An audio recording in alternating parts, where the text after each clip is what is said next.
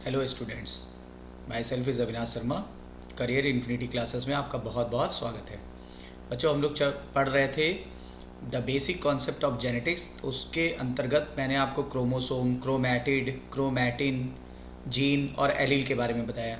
बच्चों, आज जितनी भी नॉलेज हमारे पास है वो बहुत ब्रॉड लेवल पे है, लेकिन जिस समय मेंडल ने जेनेटिक्स की खोज की थी तो उस समय एक वर्ड इस्तेमाल किया था, फैक्टर। तो बच्चों, फैक्टर क्या होता है, ये बड़ी बहुत दिनों तक एक पहेली की तरह लगता था हम साइंटिस्ट को।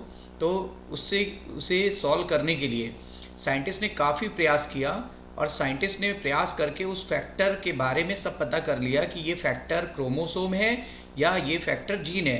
There was a lot of confusion that the factor term which was use by the Mendel is actually a gene और ए क्रोमोसोम। तो ये पता किया गया क्रोमोसोमल थ्योरी ऑफ इनहेरिटेंस, जो कि सटन एंड बॉवेरी ने दी थी। ठीक है बच्चों, आइए हम लोग आगे बढ़ने से पहले डेली का रूटीन काम कर लेते हैं। आपके लिए एक मोटिवेशनल कोट।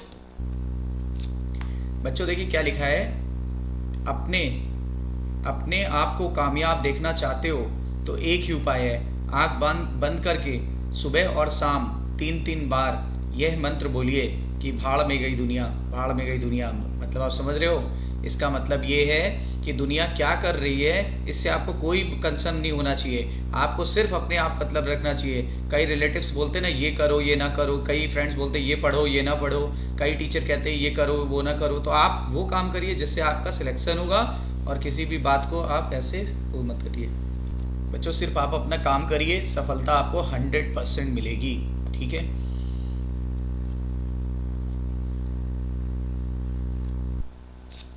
तो बच्चों क्रोमोसोमल थ्योरी ऑफ इनहेरिटेंस की हम लोग बात कर रहे हैं।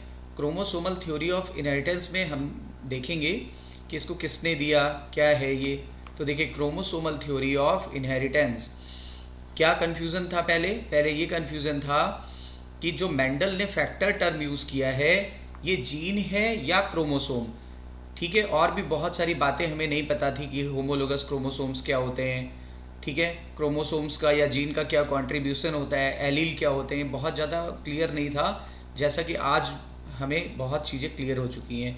तो इसी कन्फ्यूज़न को दूर करने के लिए कि factor term is actually a gene, कि factor is actually a chromosome, ये क्लियर हो गया। ठीक है, और पता क्या चला, पता जो चला वो आपको एक एक स्टेप करके बताता हूँ। चलिए, क्रोमोसोमल थ्योरी ऑफ इनहेरिटेंस 1902 में दी गई, 1902 में। ठीक है, 1902 में दी गई। किसने दी थी? दो ग्रेट साइंटिस्ट ने, बॉवेरी एंड सटन। लेकिन इन लोगों ने इंडिपेंडेंटली दी थी, एक दूसरे से इनका कोई मतलब नहीं था। तो इंडिपेंडेंट थ्योरी थी। ठीक है, लेकिन बाई चांस की बात है कि मैच करती थी दोनों की theory. Clear. T.H. Morgan, Thomas and Morgan ने 1933 में, ठीक है, ये कंफर्म कर दिया कि जो क्रोमोसोमल थ्योरी ऑफ इनहेरिटेंस है वो बिल्कुल परफेक्ट है। कैसे कंफर्म किया? एक्सपेरिमेंटल वेरिफिकेशन दे करके। इन्होंने एक्सपेरिमेंट करके बता दिया कि ये थ्योरी बिल्कुल परफेक्ट है। इन्होंने जिस पर एक्सपेरिमेंट किया था वो था फ्रूट फ्लाई, यानी ड्रोसोफिला मिलेनोगेस्टर। इसीलिए इनको क्या बोलते हैं? इनको बोलते हैं fly man, fruit fly man भी बोलते हैं, फ्रूट फ्लाई मैन या फ्लाई मैन भी बोलते हैं। और इन्हीं को बोलते हैं फादर ऑफ एक्सपेरिमेंटल जेनेटिक्स। सबसे ज़्यादा जेनेटिक्स पे एक्सपेरिमेंट्स जो किए थे वो मॉर्गन ने किए थे, याद रखिएगा। आइए हम लोग डिटेल में सारी थ्योरी को समझते हैं। बच्चों, ये एक सेल है, आप देख पा रहे हैं, ये एक सेल है, और सेल के अंदर न्यूक्लियस है, आप जानते हैं। और न्यूक्लियस में 23 पेयर ऑफ क्रोमोसोम है, क्योंकि हम हैं डिप्लाइड, वी आर डिप्लाइड। तो क्योंकि हमें आधे क्रोमोसोम मम्मी से मिले हैं और आधे पापा से मिले हैं। ठीक है, यानी 2n बराबर 46 है, तो 23 मदर साइड से, 23 फादर साइड से मिले, इसीलिए 23 पेयर ऑफ क्रोमोसोम्स यहाँ पर लिखा हुआ है। और इसमें से भी आप जानते हो कि इसमें से 22 जो होते हैं ऑटोसोम होते हैं, और लास्ट वाला जो होता है वो सेक्स क्रोमोसोम होता है। इसी तरह फादर में भी होगा। ठीक है, तो देखिए क्रोमोसोम पेयर कितने हैं हमारे सेल में? हमारे सेल में क्रोमोसोम है 23 पेयर। 23 पेयर क्यों बोल रहा हूँ? इसमें से 23 आए हैं मदर साइड से, 23 आए हैं फादर साइड से, तो 23 पेयर ऑफ क्रोमोसोम प्रेजेंट है। बच्चों, क्या पता चला क्रोमोसोम किस में कैसे प्रेजेंट होते हैं? पेयर्स में। जीन भी पेयर्स में ही होते हैं बच्चों, जीन्स भी पेयर में ही होते हैं। कैसे? देखो, ये पापा का क्रोमोसोम देख लो, ठीक है, और मैं कलर चेंज कर देता हूँ। ये मम्मी का क्रोमोसोम मान लो। अब बताओ, यहाँ पे बैठा हुआ है आई कलर का जीन, तो यहाँ पर भी तो आई कलर का जीन होगा ना बच्चों। यहाँ बैठा हुआ है अगर टॉलनेस का जीन, तो यहाँ पर भी टॉलनेस का जीन होगा। ठीक है, तो जीन कैसे होते हैं? जीन भी पेयर में होते हैं और क्रोमोसोम भी पेयर में होते हैं। इस तरह के सेट को क्या बोलते हैं बच्चों? Homologous chromosome. Homologous chromosome. और इसकी थ्योरी मैं आपको पढ़ा चुका हूँ, आप देख लीजिएगा लास्ट वीडियो, आपको पता चल जाएगा। आइए मैं होमोलोगस क्रोमोसोम के बारे में एक बार ब्रीफ करा दूं आप लोगों को। देखिए, होमोलोगस क्रोमोसोम यहाँ पे दो दिए हैं, इसको मान लो पैटर्नल साइड, इसको मान लो मैटरनल साइड। अब देखिए, इसका जीन है हेयर कलर वाला जीन, देखिए तो ये हेयर कलर का यहाँ बैठा है इस लोकस पर, तो ये भी देखिए सेम लोकस पर होगा। ठीक है, ये हाइट का जीन है, देखिए इस पोजीशन पे बैठा है, तो ये भी इस पोजीशन पे ही बैठेगा। पापा के अगर क्रोमोसोम पे इस पोजीशन पे बैठा है तो मम्मी के भी इसी पोजीशन पे बैठेगा, यानी लोकस सेम होगा और जीन भी सेम है। अब मान लो लिपोमा फॉर्मेशन वाला जीन है, तो देखिए यहाँ पे भी लोकस सेम है, सबकी लोकस सेम, जीन भी सेम है। तो बच्चों बोलेंगे, आप बोलेंगे कि सर जीन तो सेम है लेकिन क्या हो रहा है? जीन तो सेम है, फिर ये अलग अलग क्यों लिखा हुआ है रेड और ब्राउन? जीन सेम है लेकिन जीन की वैरायटी अलग अलग है। जीन की वैरायटी अलग हो सकती है, जीन की वैरायटी अलग हो सकती है। और जीन की वैरायटी को क्या बोलते हैं बच्चों? वैरायटीज को हमने बोला था allele, it is control by allele, यानी various form of the gene. Gene के वेरियस फॉर्म को हमने क्या बोला था? एलील। कितने तरह के एलील हो सकते हैं बच्चों? दो, डोमिनेंट और रिसेसिव। अगर कैपिटल लेटर से इंडिकेट करेंगे तो डोमिनेंट, और अगर स्मॉल लेटर से इंडिकेट करेंगे तो रिसेसिव। समझ गए? इसी कारण ये ट्रेट वेरी कर रहे हैं, ये ट्रेट वेरी कर रहे हैं। ट्रेट, करेक्टर, एलील, जीन, ये सब मैं आपको बता चुका हूँ। और ये होमोलोगस क्रोमोसोम है। ठीक है, जीन की लोकेशन सेम, लंबाई सेम, चौड़ाई सेम, ठीक है, जीन भी सेम, ठीक है, लेकिन एलील डिफर हो सकते हैं, एलील डिफर हो सकते हैं। ठीक है, ये बात क्लियर हो गई? तो बच्चों कोई भी इंसान होगा वो डिप्लाइड है 2n, तो उसमें एक n आएगा मम्मी साइड से, यानी 23 मदर साइड से, 23 फादर साइड से। ठीक है, तो देख लीजिए, ये पापा का पहला, मम्मी का पहला, पापा का दूसरा, मम्मी का दूसरा, पापा का तीसरा, मम्मी का तीसरा, इसी तरीके से पापा का 22वां, मम्मी का 22वां। फिर ये यहाँ पे पापा से x भी आ सकता है, मम्मी से भी x आ सकता है, लेकिन मम्मी से कभी y नहीं आएगा, केवल पापा से आता है। तो यहाँ पे ये वाला देखो आप होमोलोगस नहीं है, ये वाला इस समय होमोलोगस नहीं है। मैंने क्या बोला था? अगर ये होमोलोगस नहीं है तो ये होगा हेमीजाइगस। आपको बताया था ना हेमीजाइगस बच्चों। हेमीजाइगस क्या होता है? आप ऐसा सोचो, 22 पेयर तो हो गया कैसा? मेल सेक्स की बात कर रहे हैं, किसी भी मेल सेक्स में 22 पेयर्स तो जो तो होते हैं होमोलोगस क्रोमोसोम हो गए। और जो लास्ट वाला 23rd पेयर है, 23rd पेयर वो कैसा होगा? अगर मेल है तो एक एक्स होगा जैसे यहाँ दिखाया गया है, और एक वाई होगा। ठीक है, लेकिन अगर फीमेल सेक्स है बच्चों, कई बार बता चुका हूँ, अगर फीमेल सेक्स है तो 22 पेयर ये वाले होमोलोगस होंगे। ठीक है, होमोलोगस क्रोमोसोम।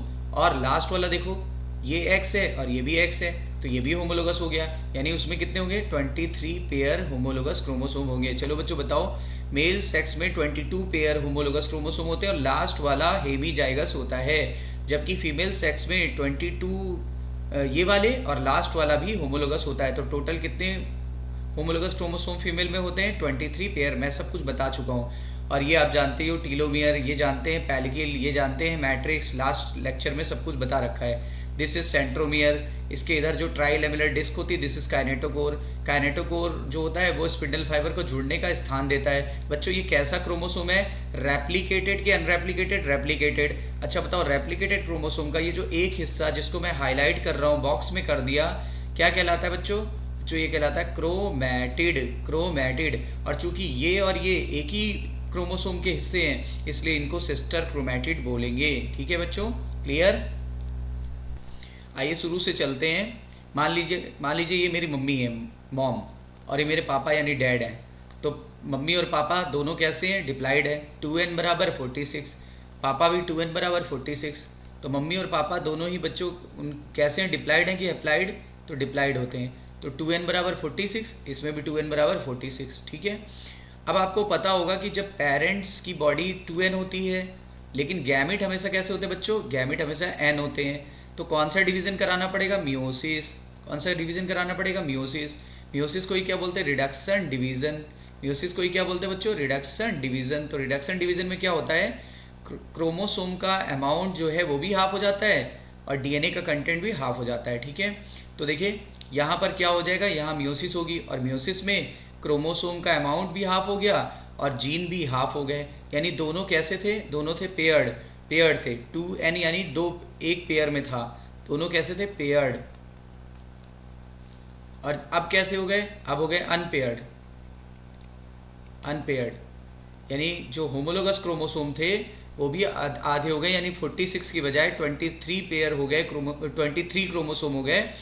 और जो डीएनए है वो भी तो हाफ हो जाएगा, यानी जीन भी हाफ हो जाएगा, देखिए इसीलिए 23 हो गया यहाँ पर। ओवा मॉम का गैमेट क्या है बच्चों, ओवा या एग, कितने हो गए, n बराबर 23। क्रोमोसोम आधे हुए कि जीन आधे हुए, तो आप बताओगे दोनों ही हाफ हो गए, यानी पेयर्ड से कैसे हो गए, unpaired by the process of meiosis. That is why it is known as reduction division. पापा का गैमेट बच्चों क्या बना, पापा का गैमेट बनता है स्पर्म, उसमें भी ऐसा ही होगा, क्रोमोसोम और डीएनए यानी जीन ये भी हाफ हो जाएगा, ठीक है। देख लीजिए n बराबर 23 हो गया। अब हम इसको बोले देते हैं मैटरनल क्रोमोसोम, इसको बोले देते हैं मैटरनल क्रोमोसोम क्योंकि ये ओवा से आ रहा है, मम्मी से आ रहा है। इसको बोले देते हैं पैटर्नल क्रोमोसोम क्योंकि ये पापा से आ रहा है, ठीक है। हमने एक कलर से इसको शो कर लिया, मैटरनल क्रोमोसोम को हमने रेड से शो कर लिया। अब बताओ मम्मी का पहला, मम्मी का दूसरा है और सीधे मैंने 23 लिख दिया, मतलब मैंने ये लिखा है 1 से लेके 23 मम्मी से आ गए, लास्ट वाला मम्मी में हमेशा x आता है, ऐसा तो आपको पता ही है।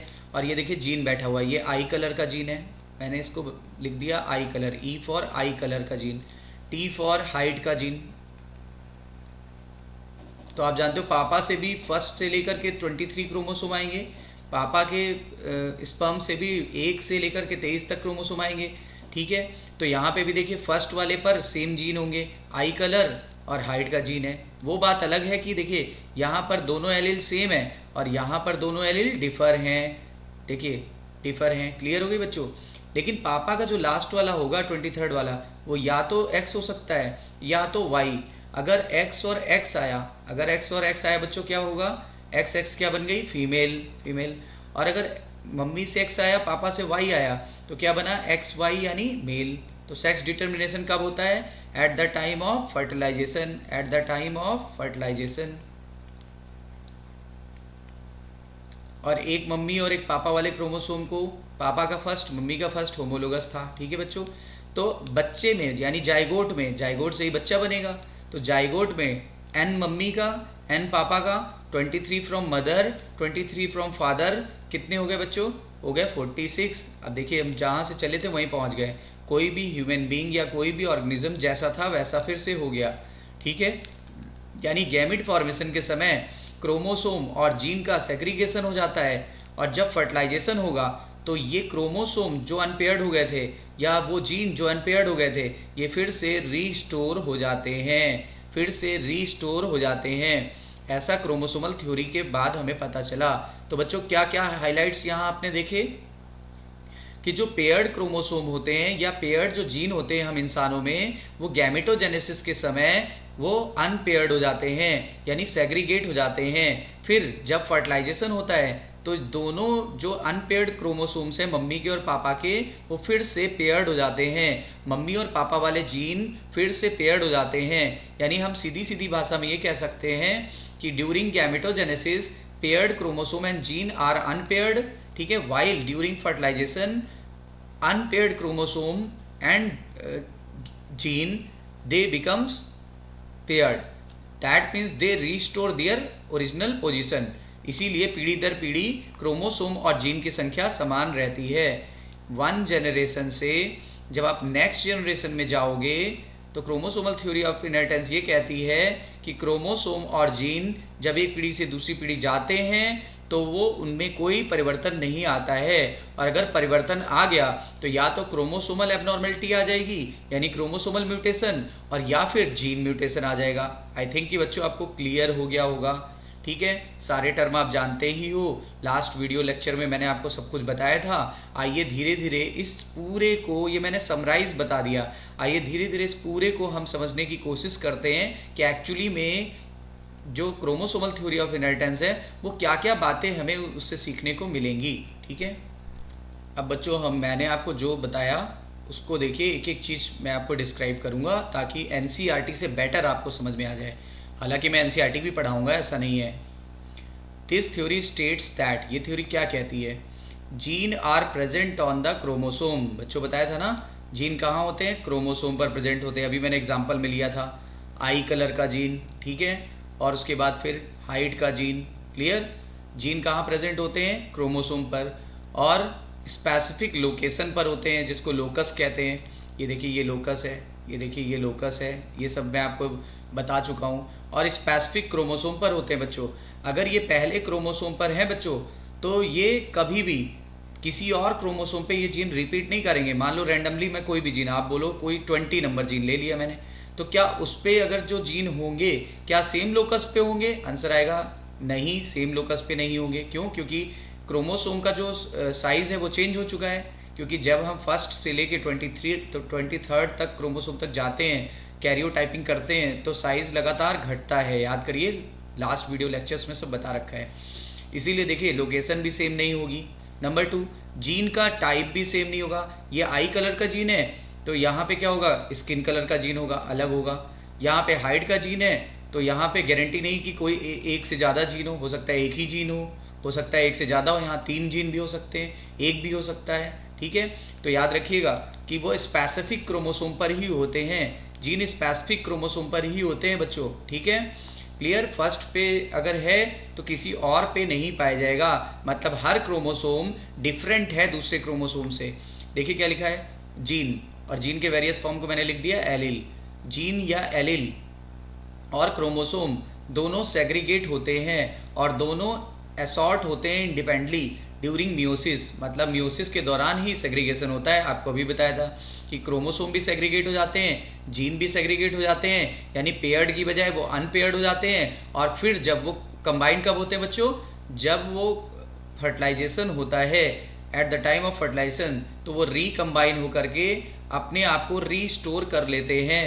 तभी तो पीढ़ी दर पीढ़ी क्रोमोसोम और जीन कभी चेंज नहीं होते हैं। ठीक है, जितने जीन मेरे मम्मी पापा में हैं उतने ही मुझ में भी हैं, जितने क्रोमोसोम मेरे मम्मी पापा में हैं उतने ही मेरे अंदर भी हैं। बच्चों अगर बदल जाता तो मैं बिल्कुल डिफरेंट ऑर्गेनिज्म बन जाता, जो कि इम्पॉसिबल है, क्योंकि आपको पता है सेम स्पीसीज के मेंबर में सबसे ज़्यादा फंडामेंटल सिमिलरिटीज़ होती हैं। ठीक है बच्चों, अगला देखते हैं, behaviour of gene and chromosomes are parallel. अब बताओ, जीन भी पेयर्ड में होता है, क्रोमोसोम भी पेयर्स में होते हैं। ठीक है, जीन भी सेग्रीगेट करता है, क्रोमोसोम भी सेग्रीगेट करते हैं। जीन का भी इंडिपेंडेंट असॉर्टमेंट होता है, क्रोमोसोम का भी इंडिपेंडेंट असॉर्टमेंट होता है। जीन भी एक पीढ़ी से दूसरी पीढ़ी जाता है, क्रोमोसोम भी एक पीढ़ी से दूसरी पीढ़ी जाता है। ठीक है, जीन की संख्या भी वो कांस्टेंट रहती है पीढ़ी दर पीढ़ी, क्रोमोसोम की संख्या भी पीढ़ी दर पीढ़ी कांस्टेंट रहती है। ठीक है बच्चों, अगर इसमें कभी कोई गलती से बदलाव आ गया, यानी म्यूटेशन हो गया, तो बहुत सीवियर प्रॉब्लम्स हो जाती है। इसीलिए तो 2 तरह का जेनेटिकल डिसऑर्डर आपने पढ़ा होगा या आप पढ़ोगे, पहला क्रोमोसोमल म्यूटेशन, दूसरा जीन म्यूटेशन। ठीक है बच्चों, जीन म्यूटेशन को पॉइंट म्यूटेशन भी कहते हैं। क्लियर मेरे बच्चों, अब हम लोग सैलिएंट फीचर को देखेंगे, हम लोग salient features of chromosomal theory of inheritance देखेंगे। Gamete act as bridge between 2 generation. बताओ, मम्मी पापा, अभी आपको फिगर दिखाया था ना, मेरे मम्मी मेरे पापा से लेकर के मुझ तक कैसे गैमीट, क्या कनेक्शन था, गैमीट, गैमीट था ना। मम्मी से क्या मिला था बच्चों, कौन सा गैमीट, एग। पापा से बच्चों क्या मिला था, पापा से मिला था स्पर्म। तो ये दोनों ब्रिज की तरह काम कर रहा था, मतलब 1 जनरेशन से नेक्स्ट जनरेशन तक जो ब्रिज होगा वो गैमीट होंगे, और gametes are always haploid, gametes are always haploid. और गैमीट्स में क्रोमोसोम और जीन दोनों ही अनपेयर्ड होते हैं, क्योंकि लॉ ऑफ सेग्रीगेशन और law of independent assortment meiosis के समय लागू हो जाता है। ठीक है, आगे चलते हैं। फर्स्ट पॉइंट क्लियर बच्चों।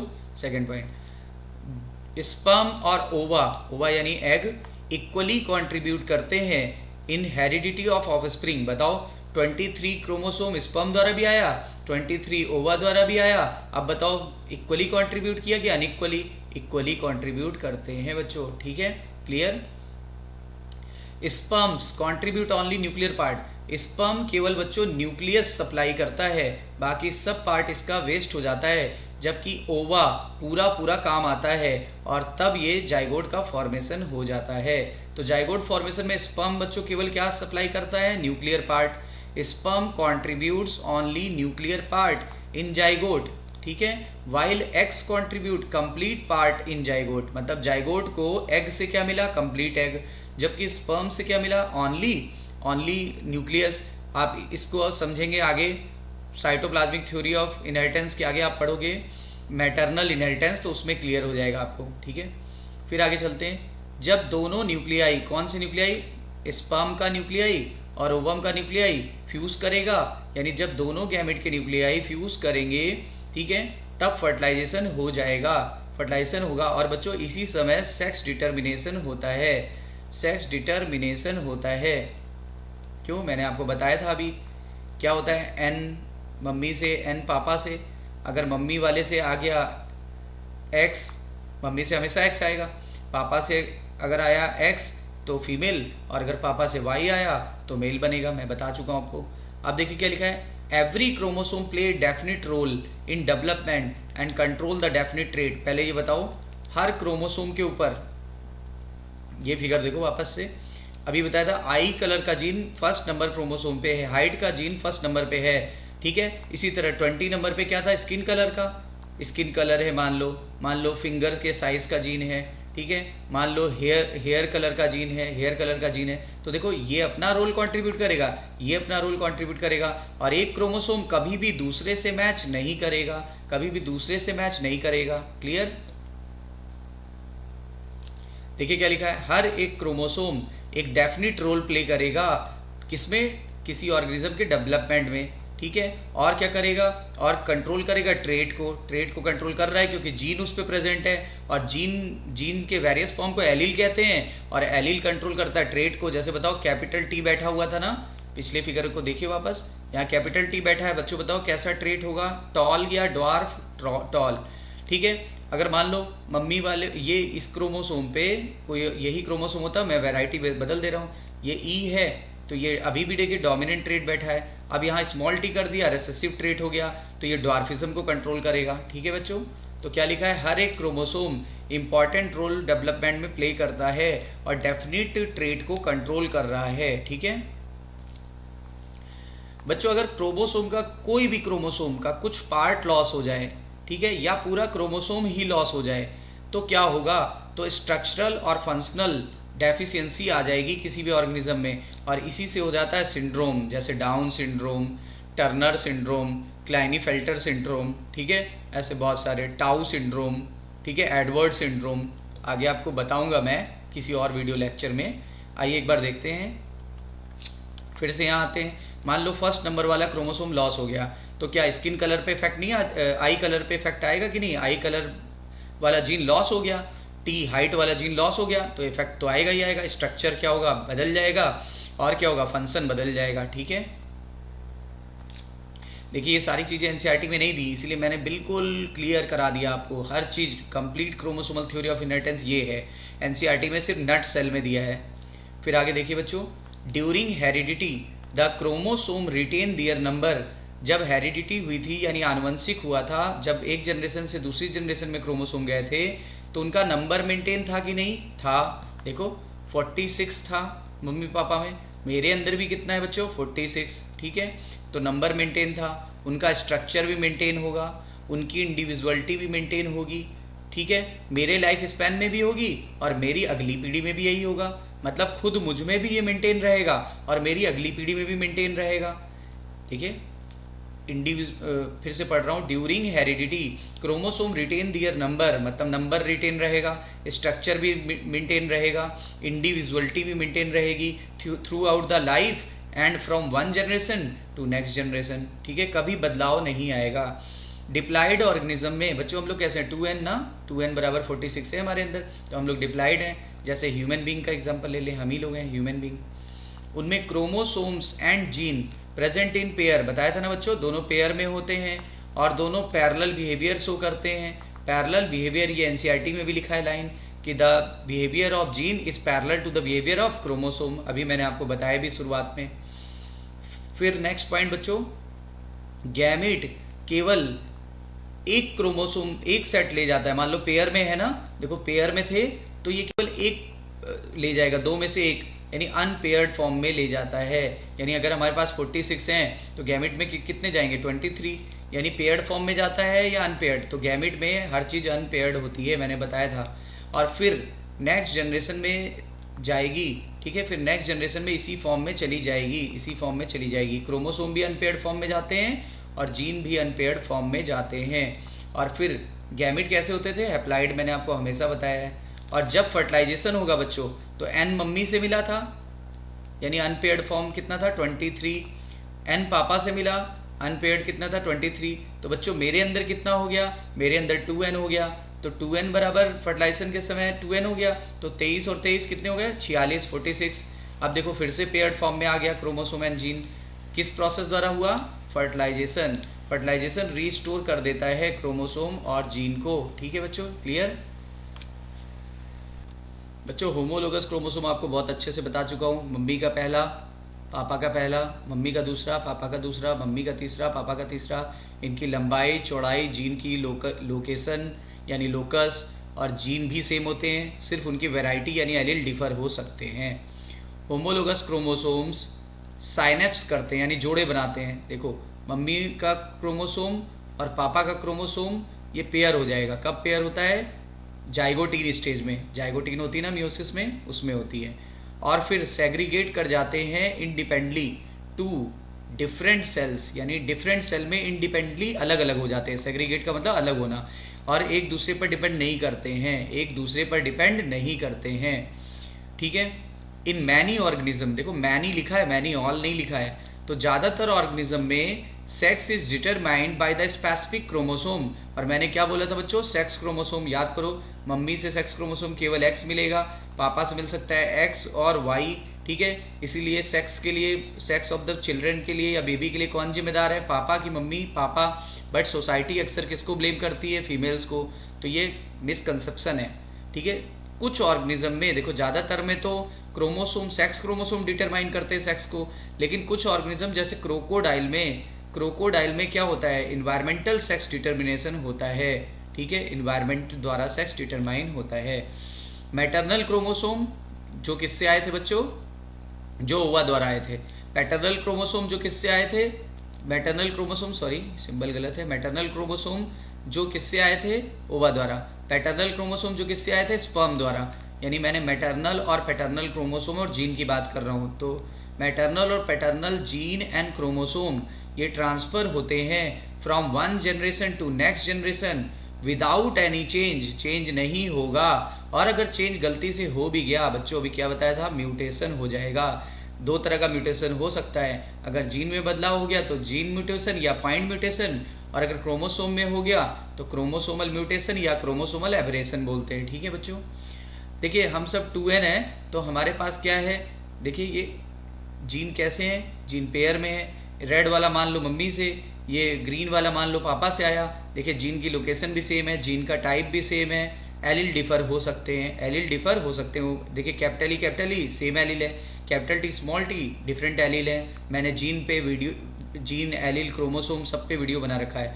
तो जीन एलील और क्रोमोसोम सब पेयर्ड होते हैं। डिप्लॉइड ऑर्गेनिज्म में जीन एलील और क्रोमोसोम पेयर्ड होते हैं और गैमेटोजेनेसिस के समय अनपेयर्ड हो जाते हैं बच्चों, और फिर से फर्टिलाइजेशन द्वारा रीस्टोर हो जाते हैं, ठीक है, क्लियर। इनमें से हाफ मम्मी से मिले हैं और हाफ पापा से मिले हैं, clear.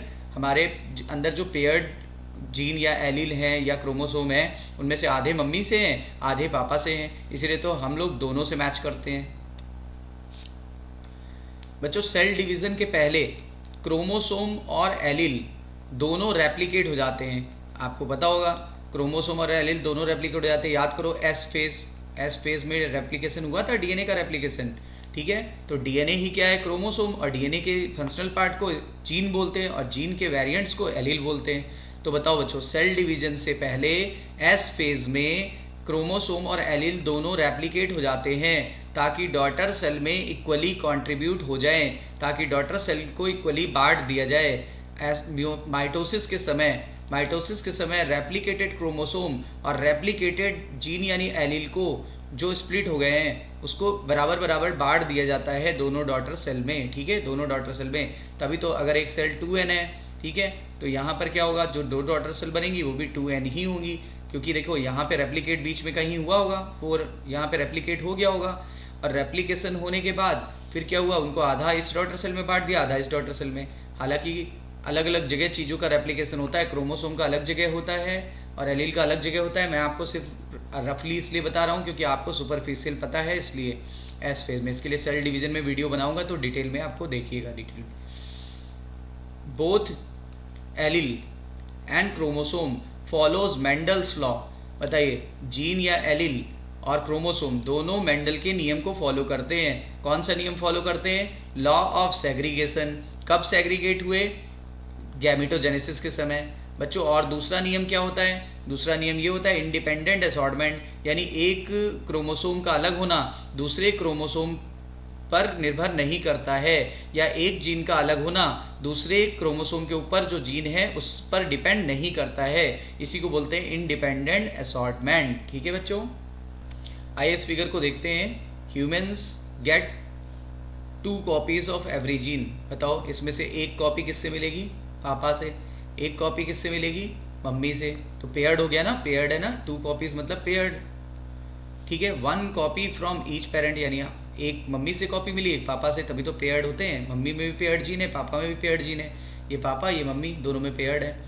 The 2 copies don't have to be identical. जरूरी नहीं कि दोनों कॉपी आइडेंटिकल हो, क्योंकि आपको पता है इसलिए नहीं आइडेंटिकल है, जीन वेरी कर सकते हैं, ठीक है। हो सकता है इनको हमारे पापा को दादाजी से कैपिटल टी मिला और दादी जी से स्मॉल टी मिला, हमारी मम्मी को दादाजी से भी नाना जी से स्मॉल टी मिला और नानी से भी स्मॉल टी मिला। अब बताओ, यहाँ पे आइडेंटिकल है, यहाँ आइडेंटिकल नहीं है।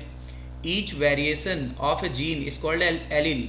इसी जीन के वेरिएशन को देखो, जीन तो दोनों सेम है, जीन तो हाइट का ही है दोनों मम्मी और पापा में, लेकिन ये जरूरी नहीं कि सेम हो। देखो डिफर है, डिफर हो सकते हैं। यहाँ देखो सेम है, यहाँ डिफर हो सकते हैं। इन्हीं को बोलते हैं एलील। एलील कितने टाइप के थे बच्चों? 2। डोमिनेंट एलील कैपिटल लेटर से इंडिकेट करते हैं, रेसेसिव एलील बच्चों स्मॉल लेटर से इंडिकेट करते हैं, ठीक है। अब देखिए, ये क्रोमोसोम मम्मी से आए, पापा से आए, और ये क्रोमोसोम मम्मी से आए, ठीक है। अनपेयर्ड हो गए ना, कैसे आते हैं? गैमीट्स के द्वारा, और अनपेयर्ड हो जाते हैं। अनपेयर्ड एलील या अनपेयर्ड जीन और फिर अनपेयर्ड क्रोमोसोम, सब अनपेयर्ड फॉर्म में आ रहे हैं। और फिर देखो, फिर फर्टिलाइजेशन हो जाएगा। अगर फर्टिलाइजेशन हो जाएगा तो फिर से बच्चे में रीस्टोर हो जाएंगे, बच्चे में फिर से रीस्टोर्ड हो जाएंगे।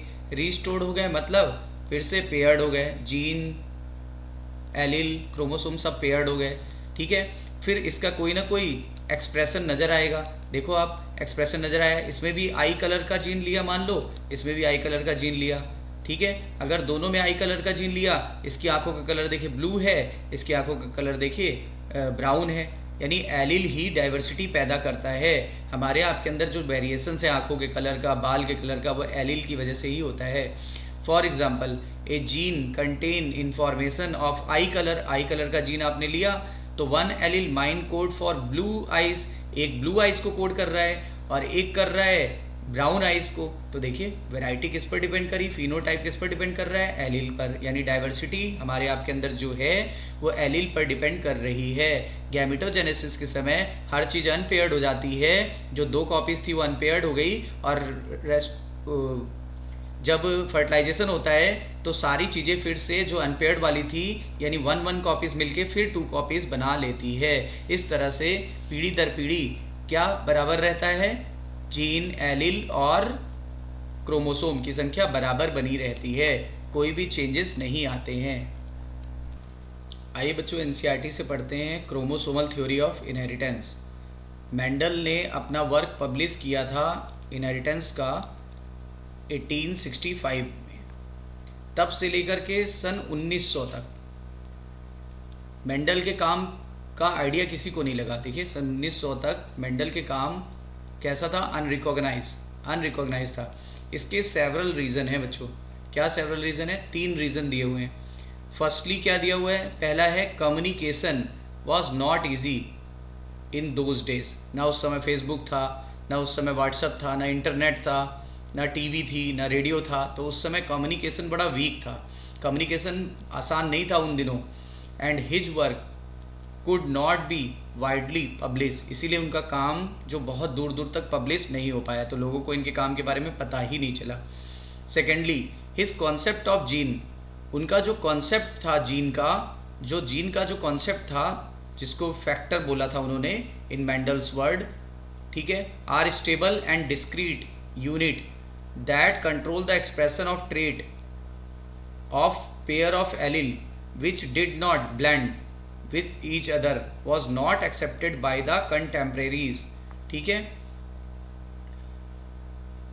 And continuous variation seen in nature, मतलब क्या था कि ये कहते थे कि जो क्रोमोसोम होता है उसके ऊपर क्या प्रेजेंट होते हैं? जीन, इसके ऊपर फैक्टर प्रेजेंट होते हैं। जीन तो उस समय तक वर्ड आया ही नहीं था, तो फैक्टर प्रेजेंट होते हैं, ठीक है। इन्होंने बोला कि फैक्टर प्रेजेंट होते हैं और वो स्टेबल और डिस्क्रीट यूनिट होती है, स्टेबल होती है और डिस्क्रीट यूनिट होती है, यानी एक निश्चित जगह पे प्रेजेंट होती हैं। स्टेबल होती है यानी एक पीढ़ी से दूसरी पीढ़ी में जब जाएंगी तो चेंज नहीं होगा, और डिस्क्रीट यूनिट होती हैं और यही कंट्रोल करती हैं ट्रेट को, यानी control the expression of trait, control the expression of trait. आपको पता है आज की डेट पे कि ट्रेट जो होता है वो कंट्रोल किससे होता है? जीन से, ठीक है। तो जीन से, और जीन के वही ट्रेट को कंट्रोल करने वाले पेयर को क्या कहते हैं? उनको बोलते हैं एलील, उनको बोलते हैं एलील। यानी ये जो ट्रेट को कंट्रोल कर रहा है वो पेयर ऑफ एलील से कंट्रोल होगा, और ये एलील कभी ब्लेंड नहीं होते, ठीक है। इन्होंने सही कहा था, लेकिन ये बात उस समय कंटेम्प्रेरी मतलब उस समय के साइंटिस्ट मानने को तैयार नहीं थे, क्योंकि उनको लगातार नेचर में वेरिएशन दिख रहा था। तो वेरिएशन का कारण क्या था? वेरिएशन का कारण एलील होता है, डाइवर्सिटी का कारण था एलील, ठीक है। लेकिन जीन कभी चेंज नहीं होते। अगर जीन में चेंज आ जाएगा ना तो फिर क्या हो जाएगा? तो फिर म्यूटेशन कॉज हो जाएगा। तो ये सही कह रहे थे, ये तो बाद में पता चला। थर्डली, तीसरे सबसे बड़ी इंपॉर्टेंट बात थी कि मेंडल ने मैथमेटिक्स का यूज़ किया बायोलॉजिकल फिनोमिना को समझने के लिए, यानी जेनेटिक्स को समझने के लिए बिल्कुल नया तरीका अपनाया मैथमेटिक्स, जो कि अनएक्सेप्टेबल था। बहुत सारे बायोलॉजिस्ट इसको एक्सेप्ट नहीं कर रहे थे उस समय के। फाइनली दो Mendel's work suggested that the factor यानी जीन वर डिस्क्रीट यूनिट, जो मेंडल के फैक्टर था जिसको हम जीन नाम से जानते हैं वो डिस्क्रीट यूनिट है। He could not provide any physical proof, उनसे फिजिकल प्रूफ मांगा गया तो वो ये नहीं बता पाए थे कि जीन का या फैक्टर, जिसको आज हम जीन बोल रहे हैं, उसको इन्होंने क्या बोला था? फैक्टर। वो किस चीज़ का बना है? डीएनए का कि आरएनए का कि प्रोटीन का? इसका कोई फिजिकल प्रूफ नहीं दे पाए थे, इसलिए भी साइंटिस्ट इन पे बिलीव नहीं कर रहे थे, ठीक है। तो 3 कारण समझ में आए बच्चों। इसीलिए नीड हुई एक नई थ्योरी की जिससे हर चीज़ क्लियर हो सके। इसी थ्योरी को समझने के लिए क्रोमोसोमल थ्योरी ऑफ इनहेरिटेंस दिया गया, यानी एक पीढ़ी से दूसरी पीढ़ी में क्रोमोसोम का क्या रोल है। और क्रोमोसोम को बच्चों हम लोग क्या कहते हैं? जेनेटिकल व्हीकल, जबकि इनहेरिटेंस की जो यूनिट होती है वो जीन होती है। सन 1900 में बच्चों 3 साइंटिस्ट डिब्रीज, कोरेंस और वॉन सेमाक, इन तीनों ने क्या किया? इंडिपेंडेंट रीडिस्कवरी की मेंडल के वर्क पर। मेंडल का जो वर्क था इनहेरिटेंस का, उस पर पुनः खोज की गई, ठीक है ना, ताकि कुछ नया पता चल सके कि मेंडल सही है कि गलत, उन्होंने जो फैक्टर बोला था वो जीन है कि क्रोमोसोम, ये आइडिया लग सके। Also by this time due to advancement in microscopy, microscope बहुत एडवांस हो गया। कौन सा माइक्रोस्कोप खोज लिया गया? Electron microscope, ultra electron microscope खोज लिया गया, ठीक है। तो उस समय की बात है, साइंटिस्ट ने क्या किया? साइंटिस्ट ने केयरफुली सेल डिवीज़न को स्टडी किया, उसको ऑब्जर्व किया और स्टडी किया। इससे उनको एक कलरफुल स्ट्रक्चर दिखाई पड़े न्यूक्लियस में, और ये कलरफुल स्ट्रक्चर कभी डबल हो जाते थे तो कभी क्या हो जाते थे? डिवीज़न के समय वो हाफ हो जाते थे, ठीक है। तो कभी डबल हो जाते थे, कभी हाफ हो जाते थे। तो देखो क्या लिखा है, this lead to the discovery of structure in the nucleus that appeared to the double and divide just before each cell division, यानी डबल हो जाते थे। डबल होना मतलब रेप्लिकेट हो जाना बच्चों, और डिवाइड होने के बाद पेयर्ड से अनपेयर्ड हो जाते थे, तभी तो गैमेट में हाफ हाफ पहुंचते थे। देयर वर कॉल्ड क्रोमोसोम, ये दीज वर कॉल्ड क्रोमोसोम, इनको क्रोमोसोम नाम दिया गया। कलर्ड बॉडी, और इसको स्टेनिंग द्वारा ही आप देख पाएंगे, ठीक है ना। इसको स्टेनिंग द्वारा ही देख पाते हैं। बाई 1902 1902 में क्रोमोसोमल मूवमेंट देखा गया। कब? Eight the time of meiosis. तो उस समय बहुत सारा इस पे काम किया गया। वाल्टर सटन और थियोडोर बोवेरी, यानी आप बोलिए सटन एंड बोवेरी, इन दोनों ने क्या नोट किया कि behaviour of chromosome was parallel to the behavior of gene and used chromosomal movement to explain the Mendel's law। Mendel के लॉ को एक्सप्लेन करने के लिए इन्होंने ये वाला क्रोमोसोमल थ्योरी ऑफ इनहेरिटेंस को चुना। देखिए क्या लिखा है, recall that you have studied the behaviour of chromosome during the mitosis. आपने माइटोसिस के समय बिहेवियर ऑफ क्रोमोसोम पढ़ा था। देखो माइटोसिस के मेटाफेज में क्रोमोसोम ऐसा दिखाई पड़ता था, जबकि इंटरफेज के एस फेज में ऐसा दिखाई पड़ता था, और इंटरफेज में तो ऐसे दिखाई पड़ता था, यानी बीट्स ऑन स्ट्रिंग। इसको क्रोमैटिन बोला था हम लोग, इसको हम लोग ने अनरेप्लिकेटेड क्रोमोसोम बोला, इसको रेप्लिकेटेड क्रोमोसोम बोला था। लास्ट वीडियो लेक्चर में देखिएगा, आपको सब कुछ क्लियर हो जाएगा। और फिर मियोसिस के समय भी क्रोमोसोम के बिहेवियर को स्टडी किया गया, माइटोसिस के समय भी स्टडी किया गया, और मियोसिस के समय भी स्टडी किया गया। माइटोसिस को इक्वेशनल डिवीजन बोलते हैं क्योंकि क्रोमोसोम और डीएनए का अमाउंट सेम रहता है। मियोसिस के समय क्रोमोसोम का नंबर भी हाफ हो जाता है और डीएनए का अमाउंट भी हाफ हो जाता है। The important thing to remember that the chromosome as well as gene occurs in pair. देखो बताया था आपको, दोनों ही पेयर में होते हैं। दोनों अनपेयर्ड कब होंगे बच्चों? At the time of gametogenesis. फिर से पेयर्ड कब होंगे? At the time of fertilisation. पूरा डिटेल में मैंने एक एक चीज बताया है। Two allele of a gene pair, एक जीन में कितने एलील होंगे? 2 एलील होंगे। दोनों डोमिनेंट हो सकते हैं, दोनों रेसेसिव हो सकते हैं, और लोकेटेड कहाँ होंगे? होमोलोगस क्रोमोसोम पर। और उस साइट को बोलते हैं होमोलोगस साइट। ये देखो, ये मम्मी का क्रोमोसोम, ये पापा का, यहाँ पे भी ई बैठा था, यहाँ पे भी ई बैठा था, यहाँ पे कैपिटल टी बैठा था, यहाँ स्मॉल टी बैठा था। तो देखो ये एक पेयर जीन है, तो देखिए यहाँ दोनों एलील सेम है। ये एक पेयर जीन है हाइट वाला, लेकिन यहाँ दोनों एलील डिफर हैं, तो वही बोल रहे हैं। और जिस जगह बैठे हैं इसको होमोलोगस साइट बोल रहे हैं। अब इन्होंने पूछा है ए क्या है, बी क्या है। लिखा है ना, can you tell which is these column A and B represent the chromosome and which represent the gene, how did you decide। बोलते हैं कैसे पता लगेगा कि कौन क्या है। A में लिखा है अकर्स इन पेयर, B में भी लिखा है अकर्स इन पेयर, तो बड़ा कंफ्यूजन हो गया। दोनों ही पेयर में हो सकते हैं, जीन भी पेयर में हो सकता है और क्रोमोसोम भी पेयर में हो सकते हैं। अभी डिसाइड नहीं हो पाया। सेकेंड पॉइंट पढ़ के देखते हैं। Segregate at the time of gamete formation such that only one of each pair is transmitted in the gamete. यानी कि जो पेयर थे, एक पेयर में 2 होते हैं ना, मान लो ये गैमेटोजेनेसिस हो रही है, अब इसमें से कोई एक ही तो जाएगा नेक्स्ट वाले में, कोई एक ही जाएगा, ये जाएगा या ये जाएगा। ये देखिए capital E,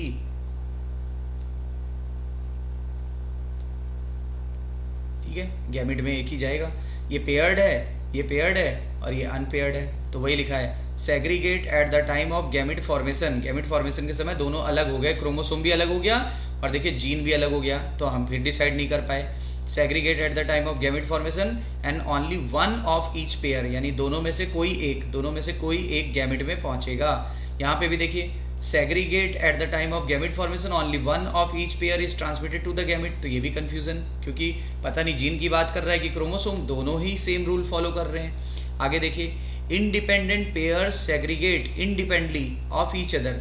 independent pair segregate independently of each other, मतलब ये देखो जीन तो बहुत सारे हो सकते हैं, एक क्रोमोसोम पे कई सारे जीन हो सकते हैं। तो बच्चों जब ये अलग होंगे तो कैपिटल ई का अलग होना टी पर डिपेंड नहीं करेगा।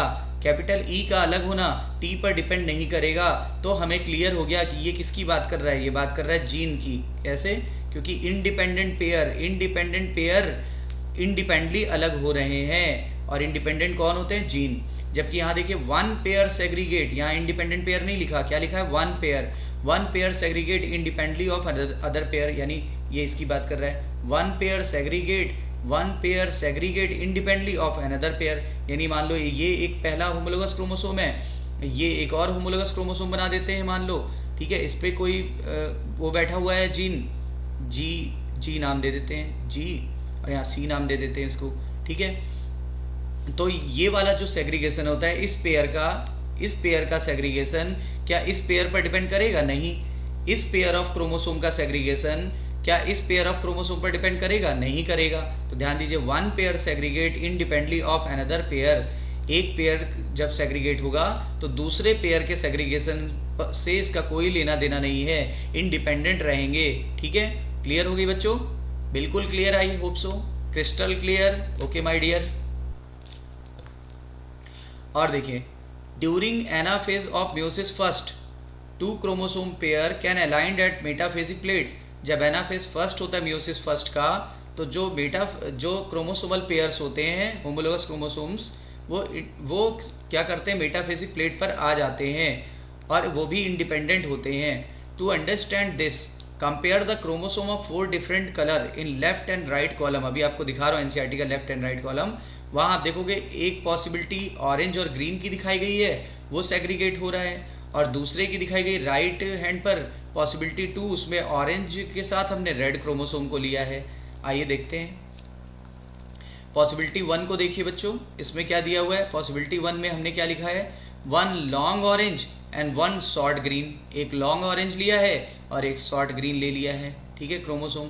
और इधर लिया है हमने long yellow and short red chromosome. ये देखिए, शॉर्ट रेड क्रोमोसोम, यानी एक ये लिया और एक ये ले लिया। कब की बात कर रहे हैं? एनाफेज फर्स्ट की बात कर रहे हैं। इसी तरह प्रोबेबिलिटी 2 में हम लोग ने क्या किया है? प्रोबेबिलिटी 2 में हमने इसको चेंज कर दिया है, इसको चेंज कर दिया। तो देखिए क्या लिखा है? 1 long orange and short red, long orange and short red, ठीक है, and long yellow and short green, long yellow and short green. अब देखो, जब मियोसिस सेकंड के एनाफेज में यहाँ होता है सेग्रीगेशन, यहाँ होता है सेग्रीगेशन। जब सेग्रीगेशन कहाँ होता है बच्चों? एनाफेज सेकंड में, ठीक है। सेग्रीगेशन कहाँ होता है? एनाफेज सेकंड में। तो ये देखिए, जब सेग्रीगेट हो रहा है तो ये देखिए, ये अलग हो गए, तो इन पे बैठे जीन भी सेग्रीगेट हो जाएंगे। ये भी अलग हो गए, इन पे बैठे जीन भी सेग्रीगेट हो जाएंगे। ये अलग हो गए, देखो ये ऐसे स्प्लिट हो गया, ठीक है, ये अलग अलग हो गए सारे, ये अलग अलग हो गए सारे। यहाँ पर भी देखिए, ये सब अलग अलग हो गए, ये अलग हो गया, ये अलग हो गया, ये अलग हो गया, ये अलग हो गया। जब जर्म सेल में पहुँचे तो देखो सारा अलग हो गया, ये भी अलग, ये भी अलग, ये भी अलग, ये भी अलग। देखो पेयर्ड थे, कैसे हो गए? अनपेयर्ड। कैसे हो गए? अनपेयर्ड। अभी कैसे थे? पेयर्ड, ठीक है। ये सब कैसे थे? पेयर्ड। अब कैसे हो गए? अनपेयर्ड। तो गैमेट में कितनी कॉपी पहुंची? यहाँ 2 कॉपीज थी, तो गैमेट में कितनी कॉपी पहुंची? 1 कॉपी पहुंची। कितनी कॉपी पहुंची? 1 कॉपी पहुंची। इसीलिए मेन सेल थी 2n, तो गैमेट कैसे हो गए? n। और देखिए, एक एक कॉपी सबने रिसीव कर ली, यानी एक क्रोमोसोम की कॉपी आई, एक जीन की कॉपी आई, एक क्रोमोसोम एक जीन की कॉपी आई। इसी को बोलते हैं इंडिपेंडेंट असॉर्टमेंट ऑफ क्रोमोसोम। यानी क्रोमोसोम इंडिपेंडेंटली असॉर्ट होते हैं, तो उन पे बैठे जीन भी कैसे असॉर्ट होंगे? इंडिपेंडेंटली। लेकिन वन पेयर, ये वाला पॉइंट फिर से पढ़िए, one pair segregate independently of another pair. ये बात किसके लिए बच्चों सही है? क्रोमोसोम के लिए सही है। जबकि बताओ, independent pair segregate independently to each other, तो वो किसके लिए सही है? वो जीन के लिए सही है। तो ए है जीन, बी है क्रोमोसोम। हर चीज़ बिल्कुल क्लियर हो गई बच्चों, ठीक है। सटन एंड बॉवेरी ने, फिर एनसीईआरटी ने क्या लिखा है? सटन एंड बॉवेरी ने आर्गूमेंट किया और बताया कि pairing and separation of a pair of chromosome would be leads to segregation of a pair of factor they carried. मतलब बोल रहे हैं, जब मान लो कि पेयरिंग होगी या सेग्रीगेशन होगा क्रोमोसोम्स का, तो उन पे बैठे जो जीन है या बैठे एलील हैं वो भी सेग्रीगेट हो जाएंगे, और फर्टिलाइजेशन के समय जब उनकी फिर से पेयरिंग होगी तो फिर ये क्या हो जाएंगे? फिर से ये पेयर्ड हो जाएंगे, यानी एलील भी पेयर हो जाते हैं, यानी जीन भी पेयर्ड हो जाते हैं और जीन भी अनपेयर्ड होते हैं।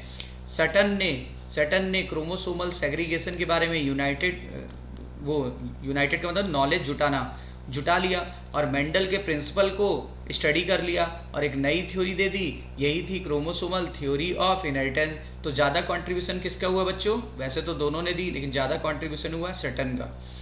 Following this synthesis of ideas, इस आइडिया के आधार पे एक्सपेरिमेंटल वेरिफिकेशन किया।